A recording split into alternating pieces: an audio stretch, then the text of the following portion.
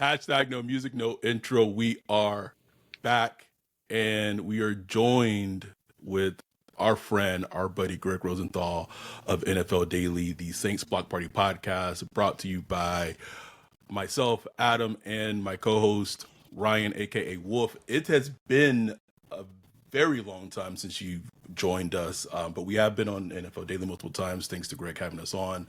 But this is the first time you've been on the show since we've rebranded, so it's like what, 2+ That's not true. It That's is not true.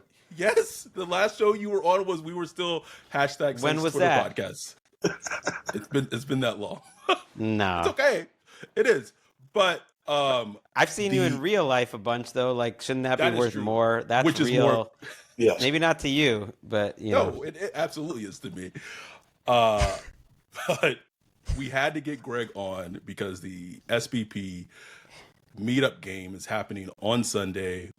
A lot of our community members will be making the trek to New Orleans this weekend, for us to have a great time in New Orleans to experience the Saints and Patriots game on Sunday. And so we had to get Greg on to the show. So welcome back and thanks for coming on and just chopping up and talking Saints and Patriots with us. Well, I've already interrupted you 2 times. That's a bad job before you even introduced me. But I don't feel that bad about it because I already plugged this appearance ahead of time on our preview show. So check Look that at out. that. While talking Saints Patriots, I said, this is a fun game. Like, this is It is. a sneaky dangerous game for the Patriots. No, it really is.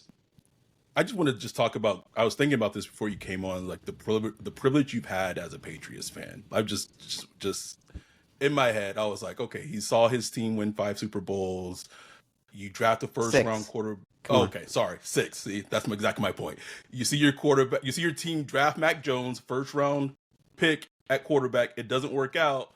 And now you just happen to be in the draft, picking high enough and get Drake Maye, who looks like a dude in the league. It's shame. Well, I mean, I'm a shameful fan because when Brady left, I was like, it's never going to be that good again. I do this for work. It's too stressful. I'm kind of out. That's true. But then Drake Maye, all that season, largely because of Nate Tice was so big on him before his last season at UNC, Drake Maye, that I just started watching him every week, and I was like, this might be my favorite prospect in a decade. I don't remember. Like, Andrew Luck was a great prospect. Cam was a great prospect. Jameis was, but like, I think Drake Maye might be my favorite prospect. And they almost blew it because they beat the Broncos at the end of that season. I'm like, they're going to lose Drake Maye, but then everyone got into Jaden Daniels and they got Drake Maye anyways. And so now I'm all the way back in. If it wasn't for Drake Maye, I don't think these two teams are that different. It's just the Patriots have a better quarterback. 100%. 100%. That's just what's funny. Just I'll say maybe a couple of weeks ago, it was like, oh, Patriots, that might be our chance to get a dub right there. Now it's looking like, I don't know. I mean, the teams are, they're kind of even, but like Drake Maye, like, I haven't watched a ton of them, like up until like a week ago. And I was just like, man, he really good, like actually good, like not like good on a curve, like, okay, he's a second-year player. It's like playing actually good football. I'm like, oh, shit. And he just turned 23 years old, too. And the thing that's the craziest thing to me about Drake Maye is that they're like the fans are getting big on him, but weirdly, there's been a lot of like, well, let's see him do it. Like, I don't know, like, we'll see. And I'm like, have you watched this guy? He was in the worst situation I've ever seen any quarterback be in. I mean, there's been a lot of bad ones, but it was as bad as it could be. And if you just watch him last year, you're like, oh, yeah. Like, it's not too big for him. He is so talented. Like, I have no doubt. I don't know where he's going to finish on the scale of, like, franchise quarterback. Right. But I have not had even a sliver of doubt from day one. So it doesn't surprise me that he's off to a good start. Now, does that mean, like, 7 Pro Bowls and Hall of Fame candidacy? Or does that just mean he's, like, a top 10-ish quarterback who's going to have some fun and win a few playoff games? I don't know. It's a sliding scale. But he's got the talent to do anything. We just hit on how these teams are pretty similar, and it just goes back literally to the draft. as after the draft in round 1 of the 2025 draft, you and a lot of Saints fans were just like, cool, our team drafted a left tackle, who might need to play guard. Like, all right. Fast forward 5 games into the season, I give the Saints and the Patriots credit. It seems like they've nailed those picks at drafting Will Campbell, drafting Kelvin Banks, because they the Patriots. Are you still not on the Will Campbell We'll train? see. We're 5 games in. Let's see. How do you feel about Banks? Go ahead, Roy. No, I was just saying, I do see some people. Is 5 people. games enough for you to feel that good about Banks? I mean, I felt good about him. I feel good about him. Like, not like, oh wow, he's just like a stud, just Hall of Fame future left tackle. But like, I could see already that like he knows how to play the position. He's 21 years old. He needs to get stronger. Like, he needs to work on some of the technique things. But you can just see that he's like a good pass protector. He needs to get better in a lot of areas. And I know he's like allowed like a lot of pressures up to this point. But like seeing him last week against the Giants, you start to see him kind of like take that step. So I'm really not worried about him, man. Like I've seen Trevor Penning start at left tackle, and it's like he shouldn't be on the field. Like, why are you on the field right now? You know what I'm saying? So you could tell when they just don't belong. So I'm good with Banks. Will Campbell looks like a pro for sure.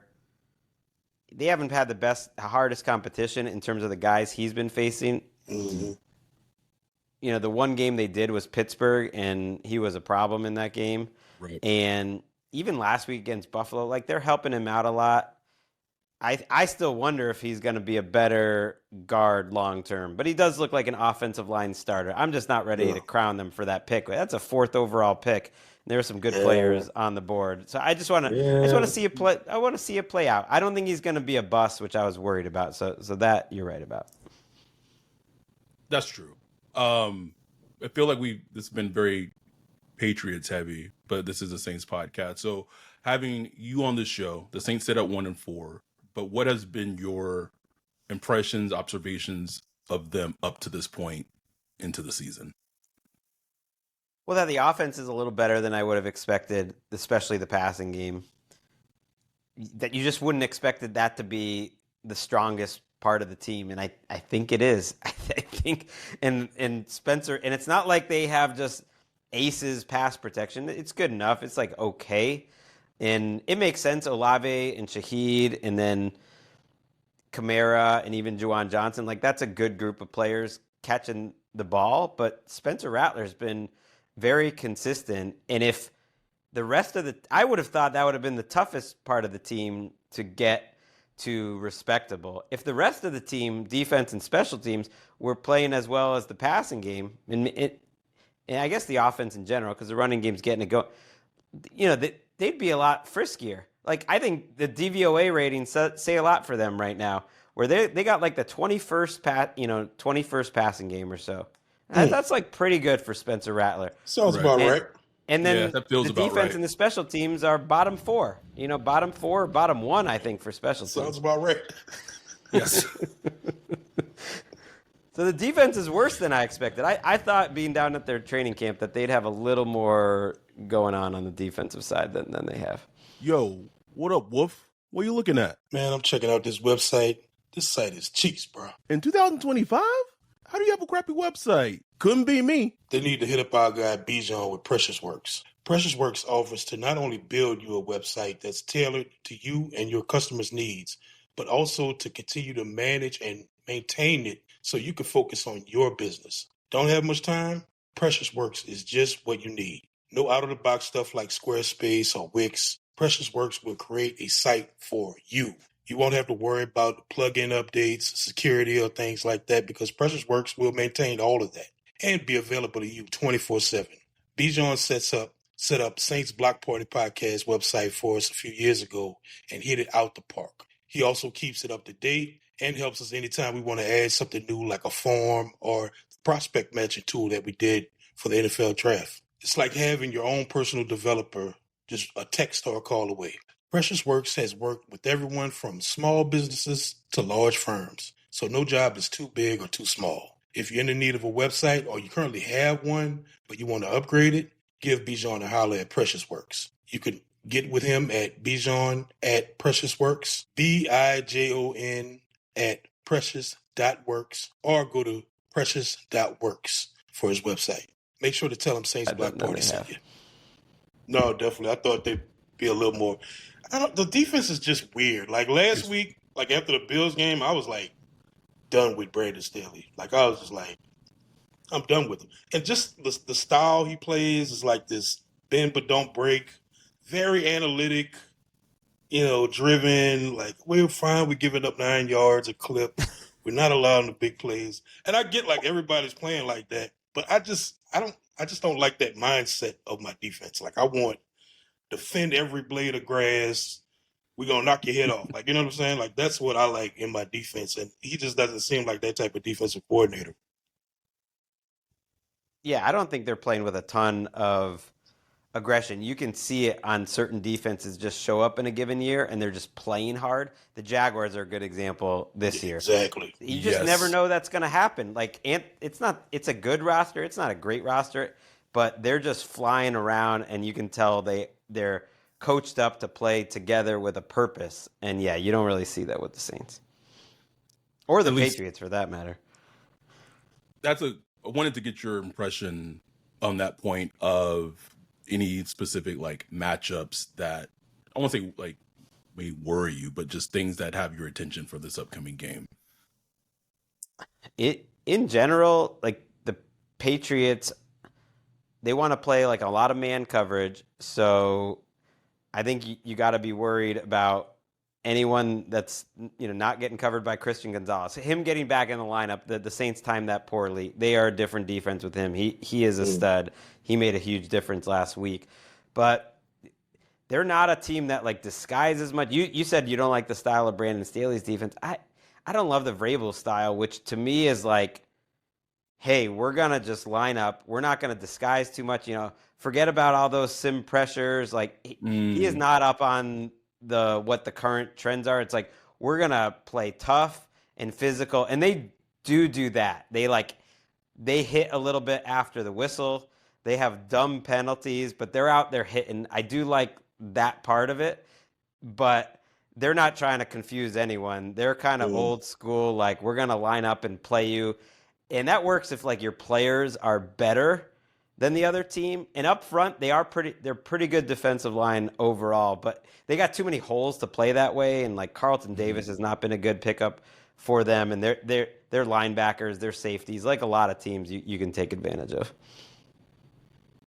Yeah, that's interesting because I say the first 4 weeks, the Saints faced some of the most complicated defenses. The Arizona Cardinals, then you had the 49ers. Then you had the Seahawks, and it just was, the Bills, they were like the easiest defense that the Saints had played up to that point. But even them, they do present some kind of challenge.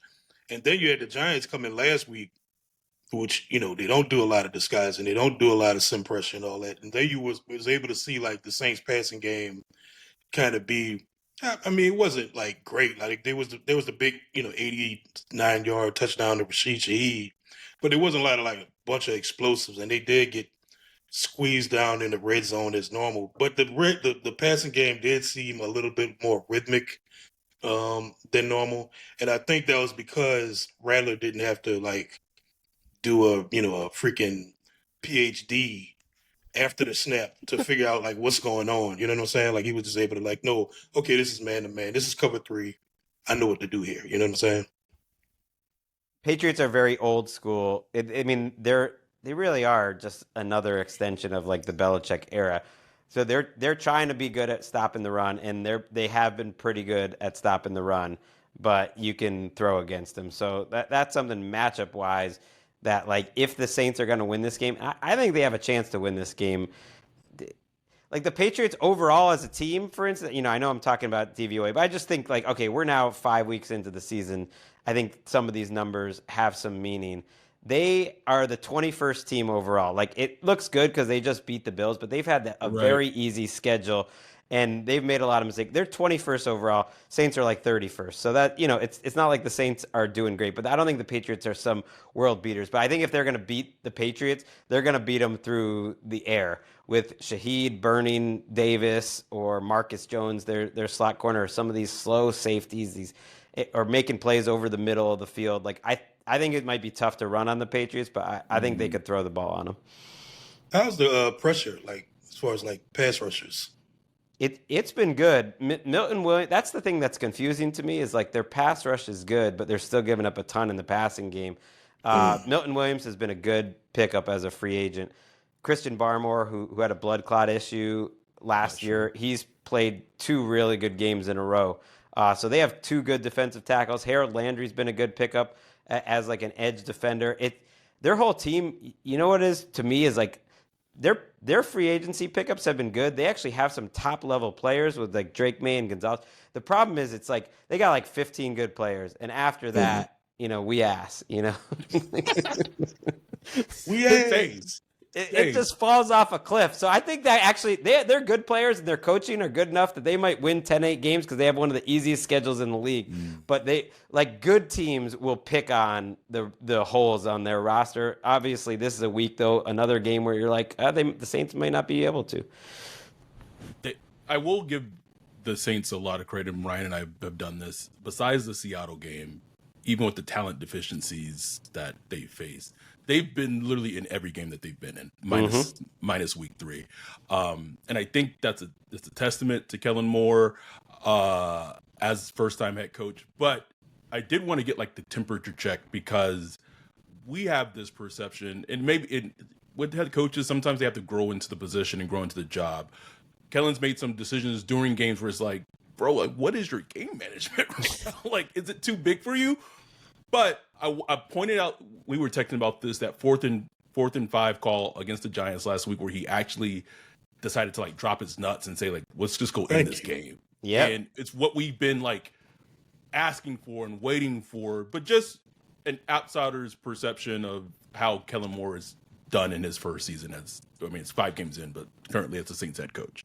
Yeah, you'd like to see some sort of identity. What is he all about? I like it when they play with pace. I like that the running game with Kendre is starting to get going. To me, that's what he should be about. But I've been all over the game management stuff too, because that stuff drives me the most crazy, and I feel like is the easiest for us outsiders to know when you're really messing up. And it's funny, I mentioned that exact 4th down play on our recap pod last week because I was watching that game live. I assigned myself Saints Giants. I wanted to see that, and I was like, hell yeah.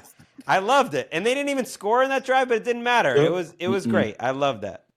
Oh, I loved it too. That to me, it was like his Riverboat Ron moment. You know what I'm saying? Like, finally, because remember when Ron Rivera was like super conservative and like, and then like at some point he just changed, like he just switched, started going for it on 4th down all the time. I felt like that opened the door hopefully opened the door for Kellen Moore. Not saying he has to go for it on 4th down all the time and stuff like that, but just be a little more aggressive, man. Like in the halves, he's always like going for the field goal, like playing for the field goal and stuff like that. Even though your kicker has missed like 5 kicks, 5 field goals, at least 5, I think, this season. It's like, what are you doing, man? Like, have some aggression. Spencer Rattler, like, say what you want. The guy has an arm. So it's like, can we get some more explosive plays out of this passing game? You know, you got a bunch of fast wide receivers, but it's just been feeling so condensed. Something we talked about a bunch on the podcast. Like, it's just a very condensed offense. Part of that, I think, is because it's a rebuilding offensive line. Like, Spencer Rattler is like 4th in time to throw in the league, but 12th in pressure, like QB pressure. So they get a ton of pressure, even though he's like has one of the quickest time to throws in the league. So like that just tells you it's an offense all about getting the ball out quick, you know. And to his credit, Spencer Rattler has done that. Like, he was not that type of quarterback. He used to be a guy that'll hold on to the ball a minute and let plays develop. But he's getting the ball out quick as hell.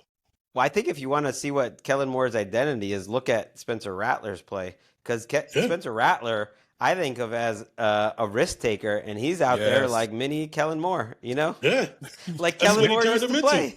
That's what he turned him into. He's got him like And to be fair, your pressure point's great because I'm trying to bring it up now. I got the NGS numbers, and I remember through 3 weeks, he was facing the second most quick pressure of anything in the league. Because to me, that matters way more than pressure. Mhm. Quick Yes, pressure yeah. is under 2.5 seconds. And Ooh. so it made me even more impressed with how Rattler has managed everything. He is turning himself into a guy that, if there was any doubt, it's going to be in the NFL for 12 years. This has been a hell of a season for him if he can keep it going. Right. He's better than at least like 6, 7, 8 quarterbacks out there that are playing this Yeah. year, including like Aaron Rodgers.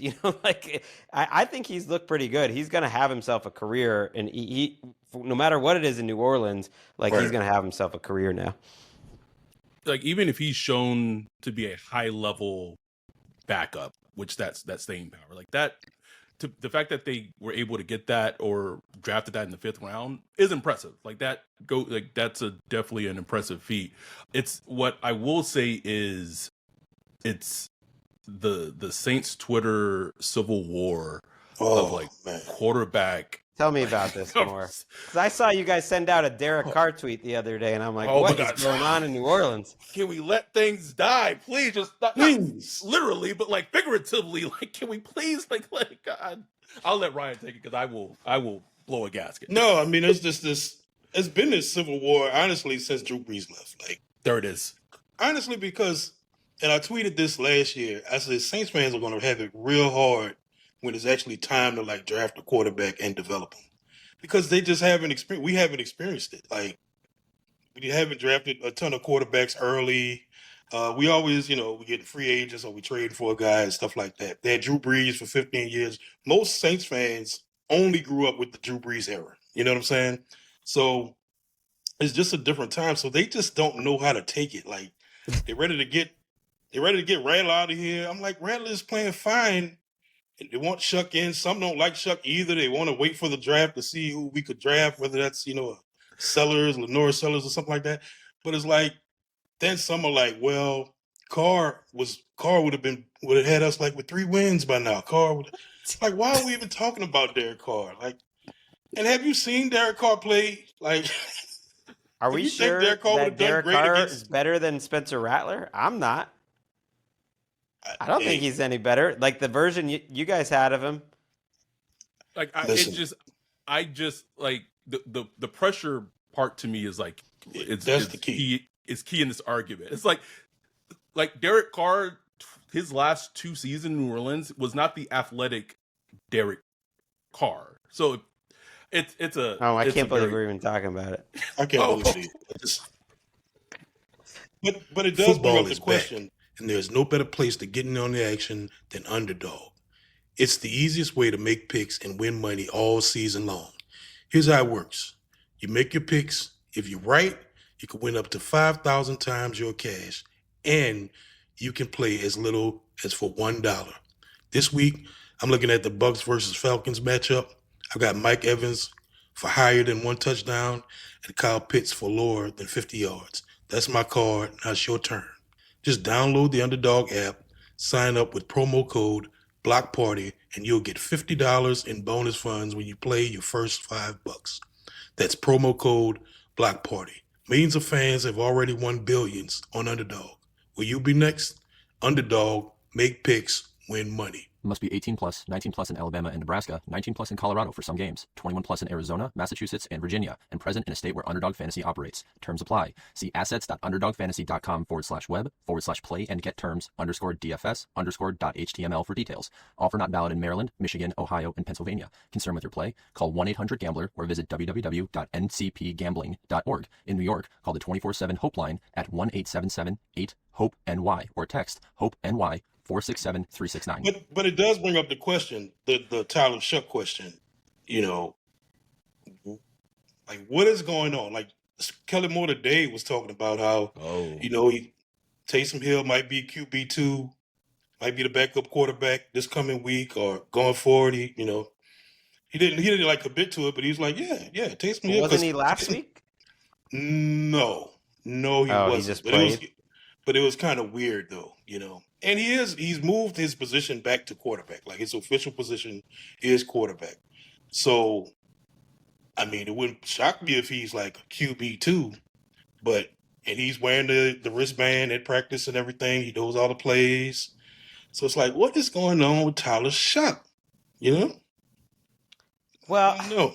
it's interesting with Taysom. Okay, first of all, Spencer Rattler is clearly playing too well in my mind to lose the job at this point in the season. If he stayed at this level or if he declines a little bit and we get to Thanksgiving or whatever, okay, let's just see the kid. But like he's just playing too well. He's not losing the job. Like if he's losing the job, there's a lot of people on the team that should be losing jobs. And then second, I mean, Kellen Moore, I'm not saying he's like a YOLO type of guy, but how many times are you going to be the head coach in the NFL and have your Mormon brother right there on your team at the end of his career? You gotta get him in the lineup. That's a huge thing. That's right an there, opportunity. I was trying to find out this Blake Rufio Mormon because I'm like, how is he not even? I don't even know for sure. I'm just assuming they're good because they went to BYU. They're both Mormon. It's true. Yes. And he loved him some Taysom. He loved him. And why wouldn't you? I loved it. When he came out last week, when he was in the game, I was like, oh, this is great. This made me feel alive, and he still looked pretty good. I was like, I thought he would be broken down by now. He still looked pretty good. It was a fun game for us to like finally there's been some fun moments in the season, but obviously that Giants game was fun. I think looking for this Patriots game, what does worry me is the slow starts that the Saints defense have had against teams the last 2 weeks. They spotted the Bills 14 points. Okay, it's the Bills, I understand that. But then last week they spotted the Giants an easy 14. Like it looked effortless. It looked effortless. So there's this thing that we have when we have meetup games. So this is our 4th annual meetup game that we'll attend, that we don't lose meetup games because every meetup game we've been at before, they've all been wins. But so there's something always like in the air. Last year was against the Falcons. Before then it was Tyler, we call him Tyler Beignet in the Bears game. And what was the first one? Oh, it was the Vegas Raiders game where Derek Carr didn't like cross midfield and then they traded for him the next season, or they signed him the next season. So our record in meetup games are 3-0, but I will say that the Brandon Staley defense going against Drake Maye, it worries me a bit. Now he's a second-year player, and it was good to see Brandon Staley like really get Jackson Dart out of sorts. But you're talking 2 completely different echelons of players at quarterback, and like this defense needs to step up. And the young guys have, but that's to me that's really going to be very telling in how the outcome of this game goes.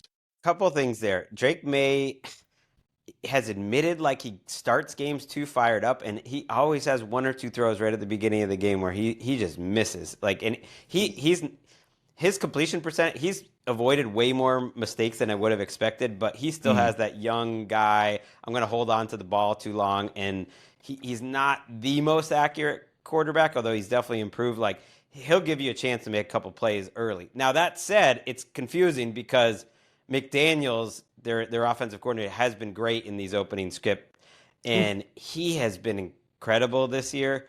I feel bad for anything bad I said about Josh McDaniels because they don't have that much talent. Stephon Diggs is not as fast as he used to be, but he is getting better now. I'm really surprised how well he's playing, but it's like Demario Douglas and Mac Hollins. Hunter Henry was their number 1 receiver, really, and guys are wide open. I haven't seen guys open since Tom Brady was the quarterback. Maybe Mac Jones' first year, but who was his coordinator? Josh McDaniels.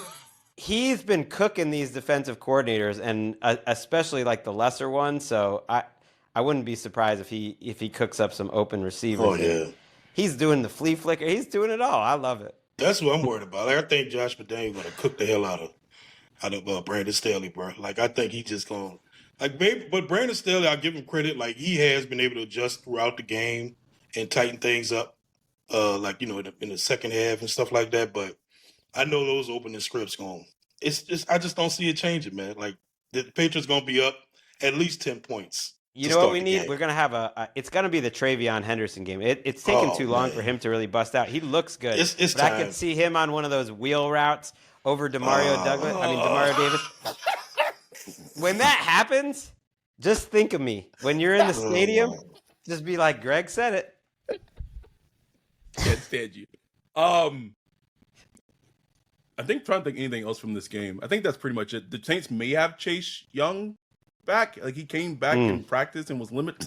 It was limited, so maybe he plays on Sunday. Everyone's favorite Cesar Ruiz returned to practice today, and so there's a chance that he may. Really? Because we got Brian Baldinger doing breakdowns of your guy Torricelli. Simpkins. Yep. Torricelli Simpkins, baby. So is he going to lose his job? If Ruiz is healthy, it doesn't. Those are the going back to the whole Kellen Moore thing, right? Those are the coaching like things where it's like everyone in the league that is a ball knower. Shout out to Ali Connolly. Like Cesar Ruiz is not good, and like, he said he was the worst starter in the NFL. Look, I do like.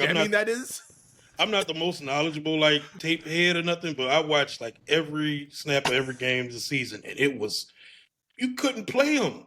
You could not play Cesar. It was so bad in the run game and pass game. Like it was so bad. And then, like with Simpkins, it's not that he's like outstanding.